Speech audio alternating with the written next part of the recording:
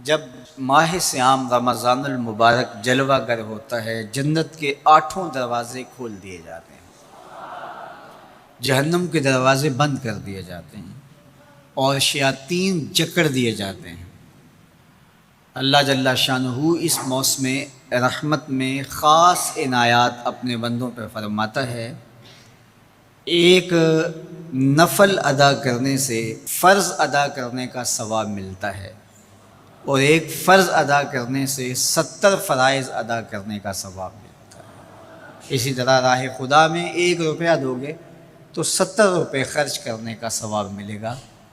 اسی طرح باقی نیکیاں بھی جتنی بھی ہم کرتے ہیں،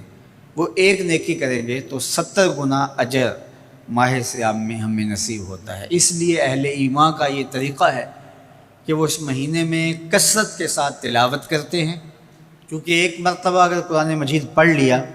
تو 70 مرتبہ قرآن مجید پڑھنے کا ثواب نصیب ہوا۔ ماہ صیام میں چونکہ شیطان بندھا ہوا ہوتا ہے، تو ہم اپنے آپ کو نیکی کی طرف اگر لانا چاہیں تو اتنی رکاوٹیں نہیں ہوتی جتنی عام دنوں میں ہوتی ہیں، لیکن اس کے باوجود بہت سارے لوگ ہیں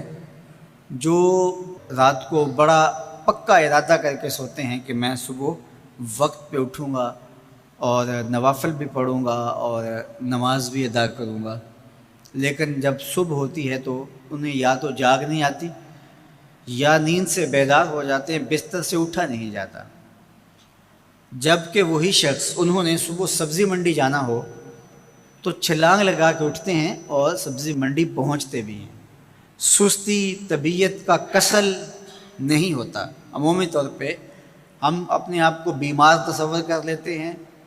اور سستی اور کسل کا نام دے کر کے، بہانہ دے کر کے ہم کہتے ہیں کہ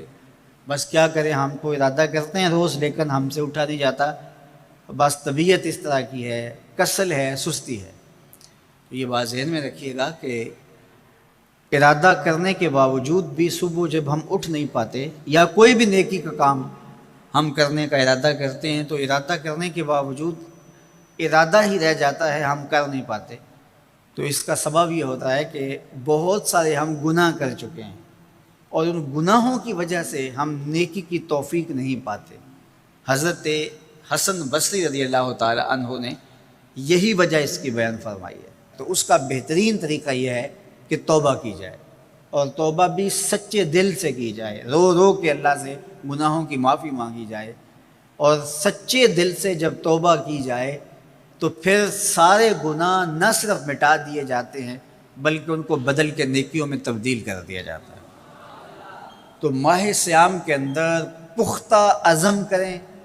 اور اس عزم کو عمل کی شکل دینے کے لیے سچی توبہ کریں کہ ہمارا یہ رمضان اس طرح سے گزرے، یہ مہینہ اس طرح سے بسر ہو کہ ہم اس مہینے میں اللہ تعالیٰ کی قربت حاصل کر لیں، ہم گناہوں سے پاک ہو جائیں اور ہم جو ثمرات ہیں، جو فوائد ہیں اس مہینے کے، وہ ہم سمیٹ سکیں۔ تو یہ وہ مہینہ ہے جس کے انتظار میں میرے اور آپ کے آقا و مولا اپنی آنکھیں لگائے ہوتے تھے اور دن گن گن کے وقت گزارتے تھے کہ ماہ صیام آ رہا ہے۔ تو اس مہینے کا عزت کے ساتھ، تکریم کے ساتھ، اعزاز کے ساتھ استقبال کرو اور اس کو پلکوں پہ بٹھاؤ، اس کو دل پہ بٹھاؤ۔ اس مہینے کی تکریم یہ ہے کہ اس میں ہر برا کام چھوڑ دیا جائے۔ اگر کوئی شخص برا کام نہیں چھوڑتا اور روزے رکھتا ہے تو میرے اور آپ کے آقا و مولا کا ایک فرمان سن لیجئے، من لم یدع قول الزور والعمل بہ فلیس للہ حاجۃ فی ان یدع طعامہ وشرابہ۔ فرمایا کہ جو جھوٹ اور برے کام نہیں چھوڑتا، اس کے بھوکا اور پیاسا رہنے کی اللہ کو کوئی ضرورت نہیں ہے۔ تو روزہ خوراک بچاؤ مہم نہیں ہے جو چلائی جاتی ہے، بلکہ یہ تزکیہ نفس کا موسم ہے، باطن کی صفائی کا موسم ہے، اور باطن کی صفائی نہیں ہوتی جب تک ہم کوشش کریں۔ آپ کے بدن پہ بہت ساری میل چڑھی ہوئی ہے اور جمی ہوئی ہے بدن کے ایک ایک عضو پہ میل، تو آپ پانی میں چھلانگ لگا کے باہر بھی آ جاتے ہیں تو میل نہیں اترتی، چلو کچھ نہ کچھ فرق تو ضرور پڑ جاتا ہے، لیکن میل نہیں اترے گی۔ میل کب اترے گی؟ جب آپ اپنے بدن کو مل مل کے اس کے اوپر صابن لگا کر کے اچھی طرح سے اس کو جب اتاریں گے محنت کوشش سے، تو پھر آپ کا بدن مہک جائے گا، ہلکا پھلکا ہو جائے گا، میل اتر جائے گی۔ یہ موسم رحمت ہے، اللہ کی رحمتوں کا می برسے گا، اس سے کچھ نہ کچھ فائدہ تو ہوگا ہی، لیکن حقیقی فائدہ وہی حاصل کرے گا جو اپنے گناہوں کو مل مل کے دھوئے گا اور اپنے آپ کو صاف کرنے کی کوشش کرے گا۔ تو اپنے من کے میل اتارنے ہیں، اپنے باطن کے میل اتارنے ہیں، اپنے اعمال کی درستگی کی کوشش کرنی ہے۔ صلاۃ التراویح مسجد میں نہیں آ سکتے تو گھروں میں پڑھ لیجئے، جس طرح بڑی عمر والے لوگوں کو، بیمار لوگوں کو کہا گیا کہ آپ گھروں میں پڑھ لیں، بچوں کو کہا گیا، لیکن چھوڑیے گا نا۔ یہ رمضان المبارک کا خاص عمل ہے۔ آج کل دین بیزار طبقہ مختلف جگہوں پہ بیٹھ کے مسجد پر، مدرسے پر، تراویح پر،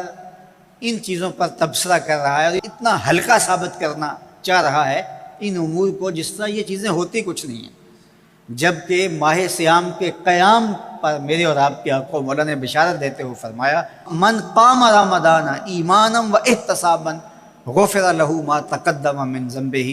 جس نے رمضان المبارک کی راتوں میں قیام کیا ایمان اور محاسبہ نفس کے ساتھ، اللہ اس کے پچھلے سارے گناہ معاف فرما دیتا ہے۔ یہ بہت بڑی دولت ہے، تو اس دولت کو ضرور سمیٹیے گا، ضرور حاصل کیجئے گا، من کی ستھرائی، عفت اور پاکیزگی کا سامان کیجئے گا۔ اللہ آپ سب کو اپنی امان میں، اپنی حفاظتوں کے حصار میں رکھے۔